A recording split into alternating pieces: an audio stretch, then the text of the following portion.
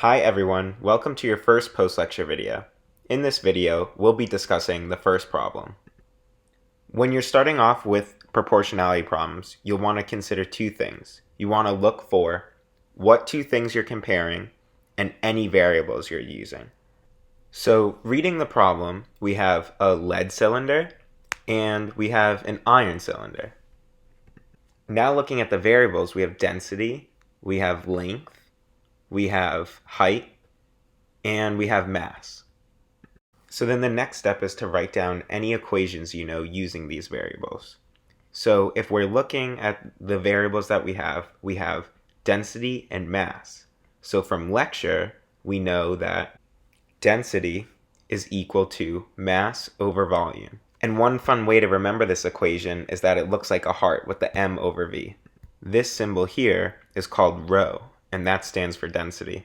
To make this equation easier to work with, we want to cross multiply and write it as density times volume is equal to mass.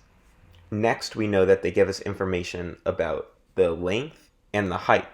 So that's a good indication that we're going to want to use the volume equation for a cylinder. So for a cylinder, the equation is volume is equal to pi r squared times h.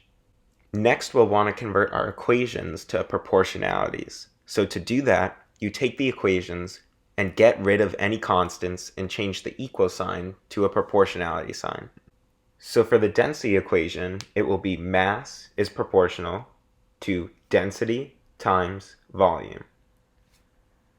Then for the volume equation, it would be volume is proportional to r squared times h, because pi is a constant, so you get rid of it. Next, we'll want to combine these two equations into one. So looking at these two equations, we see that volume appears in both of them. So you can just substitute the second equation into the first one, replacing volume. So that would look like mass is proportional to density times r squared times h. Great, now it's time to set up your proportionality table. So you want to take your proportionality that you came up with and draw one box on top of it, and then two boxes below it. Now go back to the two things you're comparing. So you have the lead cylinder and the iron cylinder. So the problem tells you that you're looking for information about the lead cylinder.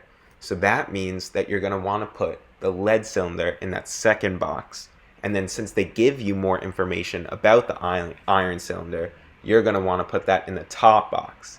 And then in the bottom box, it's always going to be the factor line.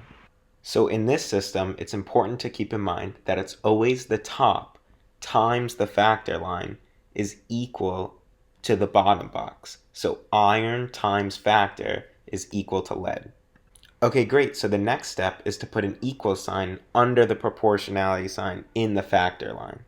So then it's important to look at this equation and see that we're using r squared, but the problem is asking about the radius. So because of that, we're going to want to also write r off to the side. So you'll put a semicolon and then r. So now you're going to want to look at the problem and see what information it tells you that you can put in the table. So we see that it says that the density of lead is twice that of iron. So that means that the density of lead is 2 times that of iron. So to go from iron to lead, you have to multiply by 2. So therefore, the factor would be 2. And if you ever get confused about that, you can always try an example, right? So if the density of iron is 1 kilogram, right? If the density of lead is twice that, it would be 2 kilograms. So to get from the top, which would be 1 kilogram, to the bottom, which would be 2 kilograms, you have to multiply by 2. So therefore, the density factor is 2. So next we see that it says that the lead cylinder is twice as wide as the iron cylinder. So that means you know that the factor for the radius is 2. So put 2 under the r. But you're looking for radius squared. So to get the factor for radius squared, you have to square 2, and then you know that the factor for radius squared is 4. The problem also tells you that the lead cylinder is going to be 3 times as high as the iron cylinder. So that means that the factor for the height will be 3. And then we also see that the problem says that the iron cylinder weighs 40 grams. So we can go ahead and fill that in on the table. So under iron and mass, write 40 grams. Great, now that we have all the information in the table, we can start using it to try to find our answer. So as a reminder, we're looking for the mass of the lead cylinder.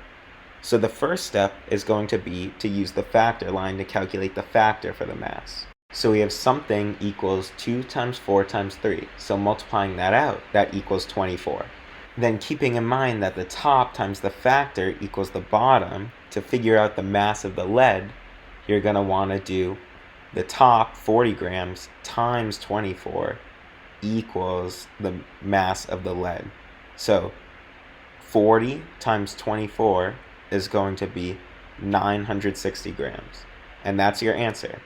That's how you approach this problem. I hope this video was helpful, and hopefully you're starting to understand how to approach proportionality problems more.